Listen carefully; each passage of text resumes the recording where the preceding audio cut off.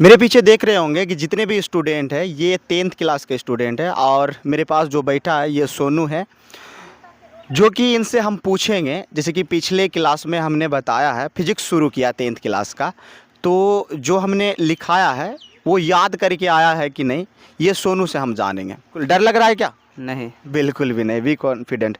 Okay, अच्छा सोनू से पूछते हैं, देखते हैं याद करके आया कि नहीं। पहले तो यही पूछते हैं सोनू, जैसे कि पहला चैप्टर है प्रकाश का, परावर्तन चैप्टर। ओके, उसी से कुछ क्वेश्चन पूछते हैं। अच्छा पहले तो यही बताओ कि प्रकाश क्या है?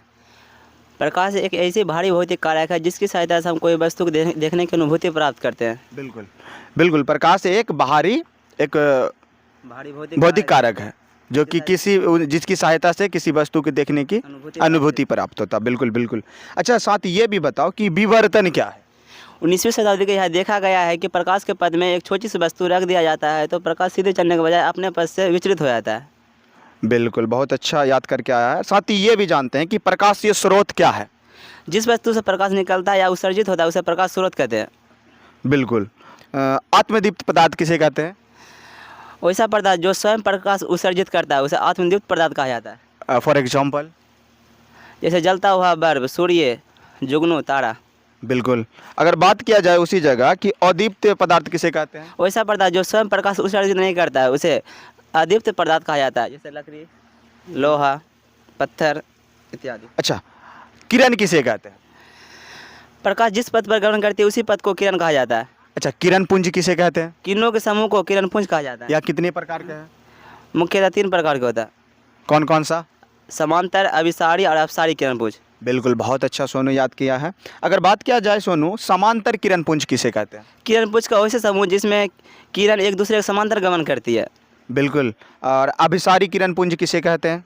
किरण पुंज का वैसा समूह जिसमें किरण एक बिंदु में आकर मिलती है। बिल्कुल। और अपसारी किरण पुंज किसे कहते हैं?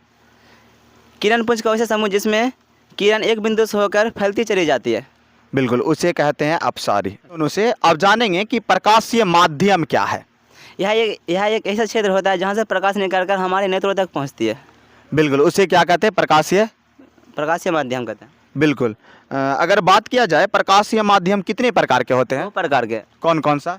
विषमांगी और समांगी। विषमांगी और समांगी। बिल्कुल। समांगी माध्यम क्या है? यह एक ऐसा माध्यम है जिसके प्रत्येक भाग के गुण और बनावट समान होता है। उसे क्या कहते हैं? समांगी माध्यम। अच्छा, विषमांगी क्या है? यह एक ऐसा माध्यम है जिसके प्रत्येक भाग के गुण और बनावट समान नहीं होता है, उसे विषमांगी माध्यम कहते हैं। जैसे फॉर एग्जांपल? जैसे कि लकड़ी हो गया, हवा हो गया। हवा का मिश्रण। हवा का मिश्रण, हवा और पानी का मिश्रण। ओके ओके, हाँ हाँ, बिल्कुल। प्रकाश के गमन के आधार पर पदार्थ कितने प्रकार के होते हैं? 3 प्रकार के।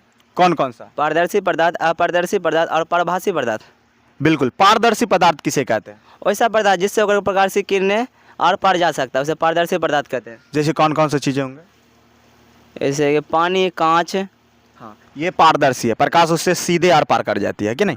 अगर उसी जगह अगर बात किया जाए अपारदर्शी पदार्थ? वैसा पदार्थ जिससे होकर प्रकाश की किरणें आर पार नहीं हो सकता उसे अपारदर्शी पदार्थ कहते हैं। जैसे कौन कौन सी चीज़ें होंगी? ईंट हो गया, पत्थर हो गया, लकड़ी। ये सबसे प्रकाश आर पार नहीं करेंगे, इसीलिए अपारदर्शी। पदार्थ। बिल्कुल। बात किया जाए तो पारभासी पदार्थ किसे कहते हैं? वैसा पदार्थ जिससे होकर प्रकाश की किरणें अंशतः बाहर निकलती है उसे पारभासी पदार्थ कहते हैं। जैसे? जैसे तेल लगा हुआ कागज, घिसा हुआ कांच। चलो, बहुत बढ़िया, बहुत अच्छा सोनू याद करके आया है। चलो, बहुत बढ़िया।